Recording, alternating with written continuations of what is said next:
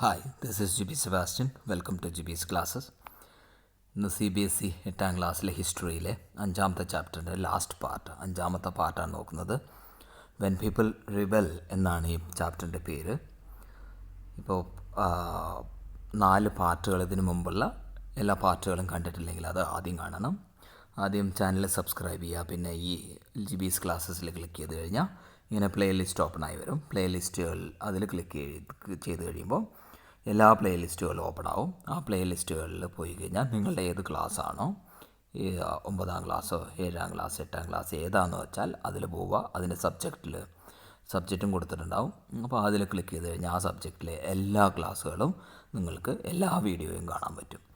നമുക്ക് ക്ലാസ്സിലോട്ട് കിടക്കാം. After math last പാർട്ടാണ്. 1857 റിവോൾട്ട് കഴിഞ്ഞ് വന്ന ചേഞ്ചസിനെ കുറിച്ചാണ് ഈ ടോപ്പിക്കിൽ നമ്മൾ ഡിസ്കസ് ചെയ്യാൻ പോകുന്നത്. The British had regained control of the country by the end of 1859.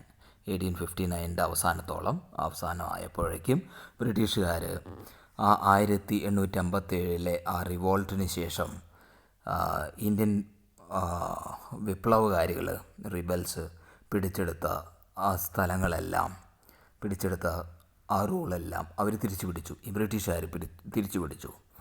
But they could not carry on ruling the land with the same policies anymore.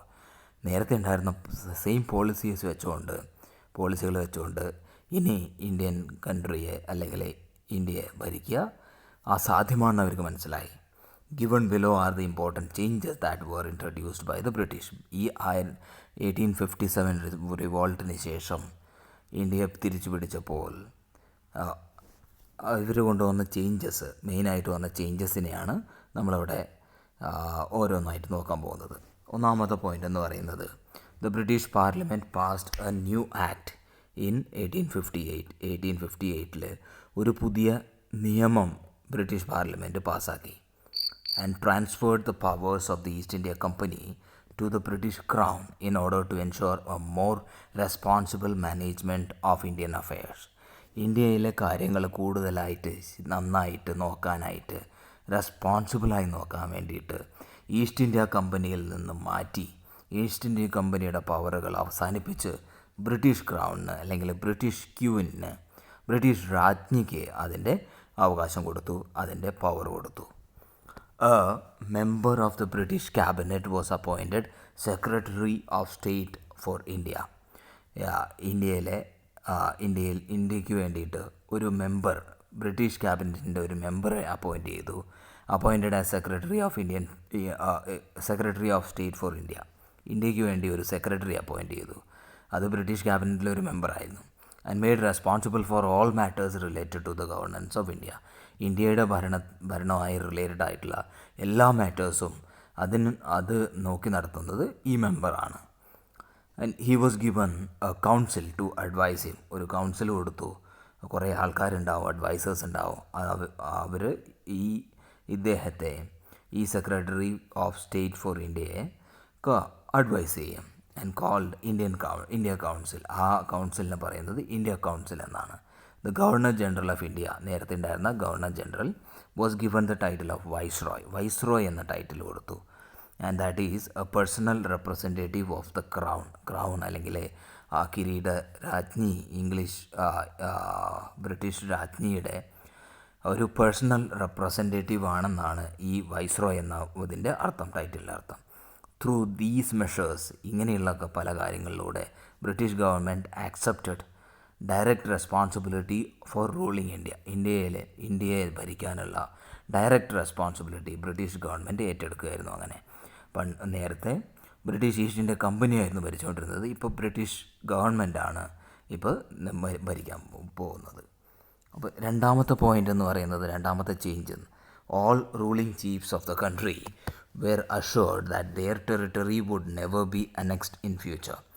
ഇന്ത്യയെ ഭരിക്കുന്ന എല്ലാ തലവന്മാർക്കും, റൂളർമാർക്കും അഷുറൻസ് കൊടുത്തു, ഉറപ്പ് കൊടുത്തു, അവരുടെ ടെറിട്ടറി, അവരുടെ രാജ്യം ഇനി ഒരിക്കലും ഫ്യൂച്ചറിലൊന്നും അതിനെ കീഴ്പ്പെടുത്തുകയോ കൂട്ടിച്ചേർക്കുകയോ ഒന്നും ചെയ്യില്ല, അവരെ അറ്റാക്ക് ചെയ്യില്ല എന്ന് ബ്രിട്ടീഷുകാർ ഉറപ്പുകൊടുത്തു. And they were allowed to pass on their kingdom to their heirs including adopted sons.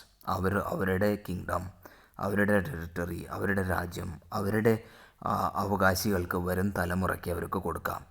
Including adopted sons, adopt ചെയ്ത അല്ലെങ്കിൽ ദത്തെടുത്ത ആൺമക്കൾക്ക് വരെ അവരുടെ രാജ്യം കൊടുക്കാം അവർക്ക്. However they were made to acknowledge the British queen as the sovereign paramount. അതായത് main അവരുടെ എല്ലാവരെയും കൺട്രോള് ബ്രിട്ടീഷ് ക്യൂനാണെന്നും ബ്രിട്ടീഷ് രാജ്ഞിയാണെന്ന് അവർക്ക് അക്നോളജ് ചെയ്യണം, അവർ സമ്മതിക്കണം. അതായിരുന്നു മെയിനായിട്ടുള്ള ഒരു ഇത്.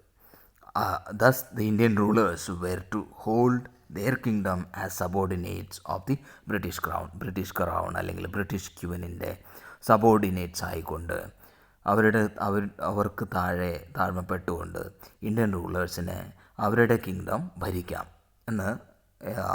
എന്നത് രണ്ടാമത്തെ ഒരു ചേഞ്ചായിരുന്നു. ഇനി മൂന്നാമത്തെ ചേഞ്ച് എന്ന് പറയുന്നത്, it was decided that the proportion of the Indian soldiers in the army would be reduced. ബ്രിട്ടീഷുകാരുടെ ആർമിയിൽ, ഇന്ത്യയിൽ ഉള്ള ബ്രിട്ടീഷ് ആർമിയുടെ ഇന്ത്യൻ സോൾജേഴ്സിൻ്റെ പ്രൊപ്പോർഷൻ, അവരുടെ ശതമാനം, അവരുടെ നമ്പർ കുറയ്ക്കണം. The number of European soldiers would be increased. European soldiers അവരുടെ നമ്പർ കൂട്ടുകയും വേണം. It was also decided that instead of recruiting soldiers from Awadh, Bihar, Central India and South India, south ഇന്ത്യയിൽ നിന്നും central ഇന്ത്യയിൽ നിന്നും അവധിൽ നിന്നും ബീഹാറിൽ നിന്നും ഒക്കെ ഇന്ത്യൻ സോൾജേഴ്സിനെ ജോലിക്കെടുക്കുന്നതിന് പകരം more soldiers would be recruited from among the Gurkhas, Sikhs and Pathans. പഠാൻസിൽ നിന്നും പഠാന്മാരെയും സിഖുകാരെയും ഗൂർഖാസിനെയൊക്കെ കൂടുതലായിട്ട് അപ്പോയിൻ്റ് ചെയ്യണം എന്ന് തീരുമാനിച്ചു. ഇനി നാലാമതെന്ന് പറയുന്ന changes, the land and property of Muslims was കോൺഫിസ്കേറ്റഡ് on A large scale and were treated with suspicion and hostility. The British believed that they were responsible for the rebellion in a big way. അപ്പോൾ മുസ്ലിംസിൻ്റെ പ്രോപ്പർട്ടിയും മുസ്ലിംസിനെയും സസ്പീഷനോടെയും എനിമിറ്റിയോടെയും കാണാൻ തുടങ്ങി. ബ്രിട്ടീഷുകാർ believe ചെയ്തു അവരാണ് ഈ റിബല്യന് കാരണക്കാരൻ, വലിയ തരത്തിൽ അവരാണ് കാരണക്കാരെന്ന് അവർക്ക് തോന്നി. ഇനി അഞ്ചാമത്തെ ചേഞ്ച് എന്ന് പറയുന്നത്, British decided to respect the customary religious and social practices of the people of India. ഇന്ത്യയിലെ ആൾക്കാരുടെ റിലീജിയസ് ബിലീഫ്സിനെയും സോഷ്യൽ പ്രാക്ടീസസിനെയും എല്ലാം റെസ്പെക്റ്റ് ചെയ്യാനും അവർ തീരുമാനിച്ചു. ഇനി ആറാമത്തെ എന്ന് പറയുന്നത്, policies were made to protect landlords and zamindars and give them security of rights over their lands. അതായത് ജന്മിമാരെയും ലാൻഡ് ഓണർമാരെയും ഒക്കെ പ്രൊട്ടക്റ്റ് ചെയ്യാനുള്ള പോളിസികൾ അവർ ഉണ്ടാക്കി. Give them security of rights over their lands, അവരുടെ നിലങ്ങൾക്ക്, അവരുടെ ഭൂമിയിൽ അവർക്ക് അധികാരം കൊടുക്കാനായിട്ട് അങ്ങനെയുള്ള പോളിസികളെല്ലാം അവർ തുടങ്ങി. Thus a new phase of history began after 1857. 1857 റിവോൾട്ടിന് ശേഷം, വിപ്ലവത്തിന് ശേഷം ഒരു പുതിയ ഫേസ് ഓഫ് ഹിസ്റ്ററി ബിഗിൻ ചെയ്തു എന്നാണ് പറയുന്നത്. അപ്പോൾ അവിടെ അവസാനിക്കുകയാണ് ഈ ചാപ്റ്റർ. അഞ്ചാമത്തെ ചാപ്റ്റർ ഹിസ്റ്ററിയിലെ 8ാം ക്ലാസ്സിലെ ഹിസ്റ്ററിയിലെ 5ാമത്തെ ചാപ്റ്റർ ഇവിടെ അവസാനിക്കുകയാണ്. Thanks for watching. Please do subscribe, like and share. Thank you.